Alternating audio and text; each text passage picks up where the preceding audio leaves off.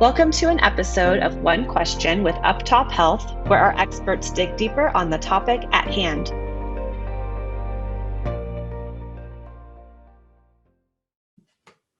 Hi, welcome to One Question with Uptop Health. And today's question is, often when we're doing projects with clients, and what this article is about is, doing UX isn't necessarily easy.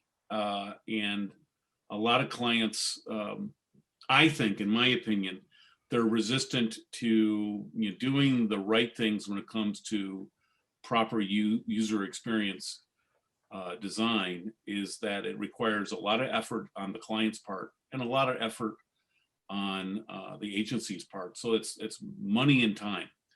And what I've seen, and I think what we've seen with our experience, is a lot of clients will kind of kick the UX problem can down the road. So the question I have today is, why should firms make the financial and time commitment to get the user experience right? And Craig, we're going to start with you today. Great. That's a great question.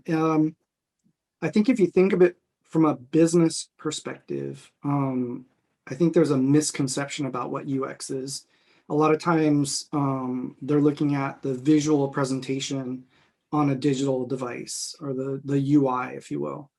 And where the big impact is, and where the big value is in the process of thinking through what the problem is that you're trying to solve, reframing that problem, using curiosity to look at different ways to approach that problem and solve that problem.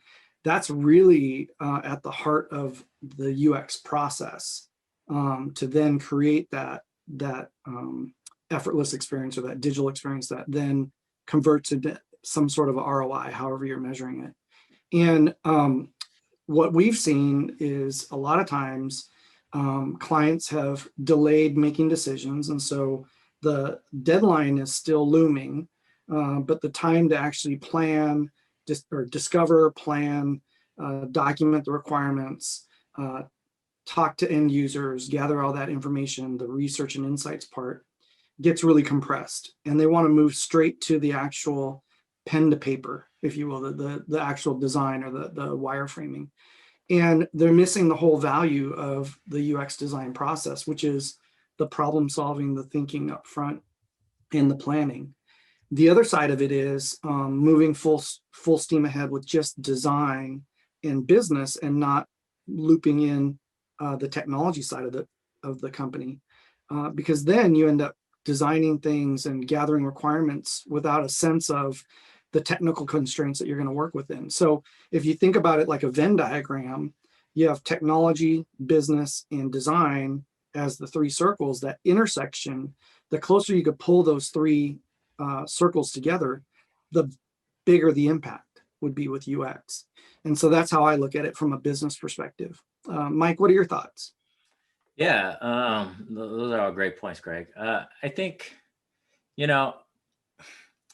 there's a lot of stats out there that say that companies that obviously lead with, design, perform UX research and all that, pay off. Okay, they're more successful, and you guys can look that all up.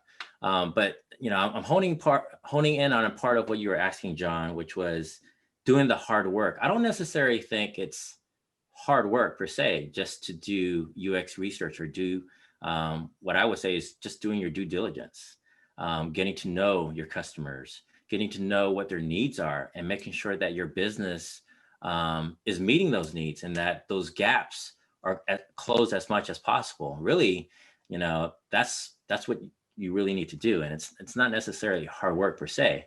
But focusing on the second part of your question, which is, does doing UX, does it pay off? And, going back to what Craig was saying, he mentioned ROI. There is a way you can measure UX. And I was just trying to think of an example. So, imagine that a goal is to reduce the amount of customer support calls and or tickets that are filed on your website. Well, you need to first establish what that benchmark is for the current cost. And, you know, let's say that we measure the ROI on an annual basis. Okay. And sorry, I'm going to throw some numbers out here.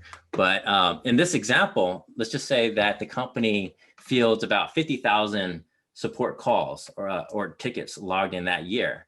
And each one of those costs the company $2, you know, a ticket. And that total cost is $100,000, right? If you design an improved customer experience, okay, or user experience, and that experience might be incorporating a self-service portion on your member portal, let's just say as an example, you know, you could potentially reduce the call volumes to, let's just say 10,000 a year versus, you know, the 50,000 that I said earlier. That would be a savings of $80,000. Now that's just the savings in reduced amount of tickets, right? But then you can go as far as starting to measure, you know, how much staff do you actually have in the customer support center to handle that? Well, if you don't need that large of staff, you know, you can reduce that amount and then start to look at how much you're actually paying in labor costs. So at any rate, the point is you can actually measure ROI if you actually dig deep enough and look at the numbers. But that's what I just wanted to get across in terms of what you were saying. What is the payoff for actually doing UX, and you can actually measure it. Thanks, Mike. Thanks, Craig.